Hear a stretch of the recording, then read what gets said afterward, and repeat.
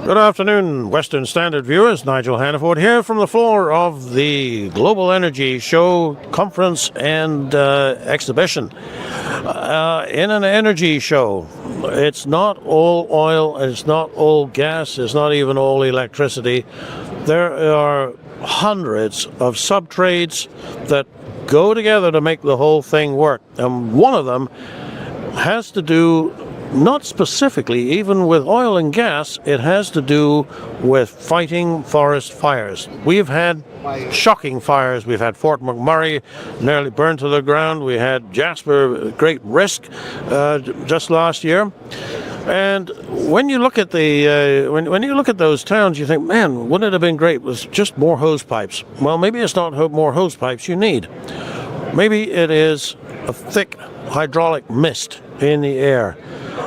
One man who has thought this through and has developed a prototype is Don Hallett. He is the founder of Wildfire Innovations, Inc., and the product is called RainStream. What does it work? How does it work, Don?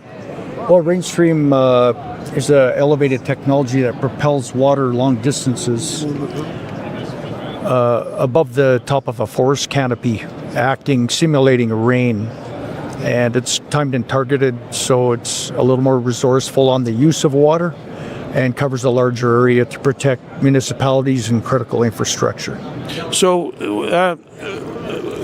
where would your water source be for something like that?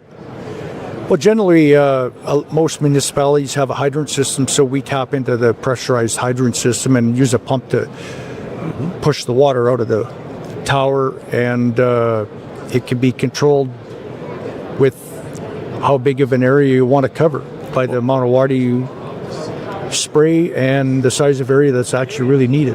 So how big a piece of equipment would this be? Well, this mobile unit can actually be deployed with a one-ton dually truck or a little bit larger.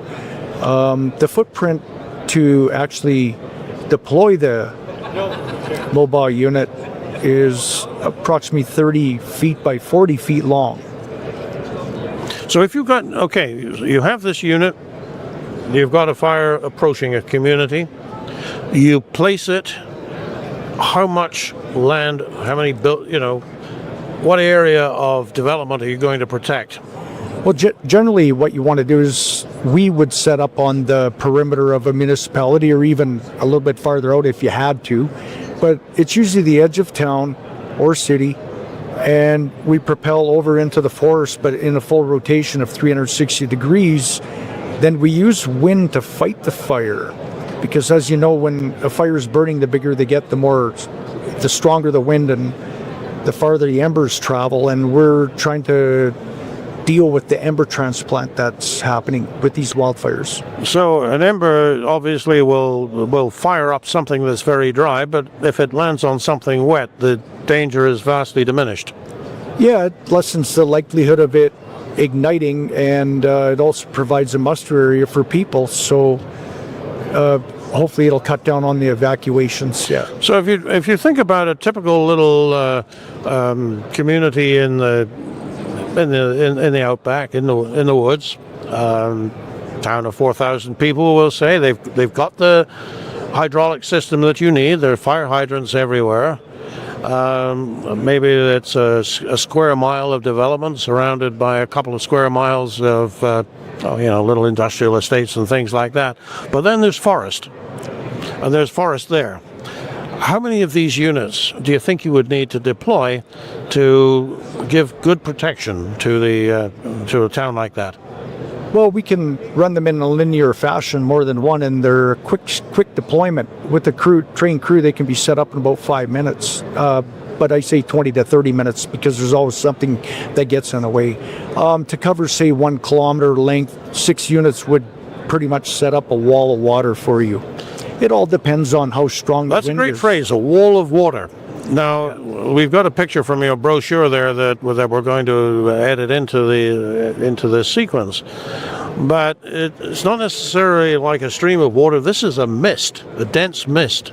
Yeah. That you're describing. If you stand, well, there's a soaking radius, a misting radius, and a humidity radius. So if you ever tried to light a campfire after it rained the night before, even though your wood is dry, trying to keep the match going, that's the humidity. And the misting obviously would repel the fire as well. And the soaking, it's pretty tough to light anything that's drenched. Don, how far are you in the development stage of this machine? We just got the first prototype up and running late last year, and we're getting all the bugs out of it. We're pretty much ready for deployment by the end of June. Really?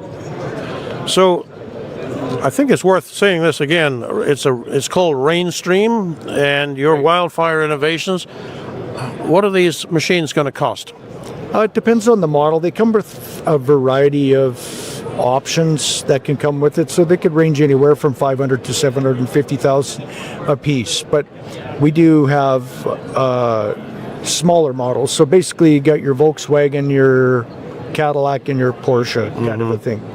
Okay, so I mean, there's been a lot of talk recently about perhaps Banff is in danger, just as Jasper was last year. You think of Banff? Oh yeah, we're in talks with Banff. Our list is getting pretty long globally. More so, we're focused right now on Canada and the United States. But we just finished a demo in Canmore about a month ago, so the interest is high. I think we had over 60 people come out to witness that. So you had a controlled burn that you extinguished? No, there was no fire. It was just to show how it works and get some excitement. Well, we all pray for rain when there's a fire, so we're trying to bring some. Yeah. Don, for viewers' benefit, Don shared quite an intimate personal story of a progress through cancer and COVID before that. This is something that you've worked up in the last few years. It's an incredible idea.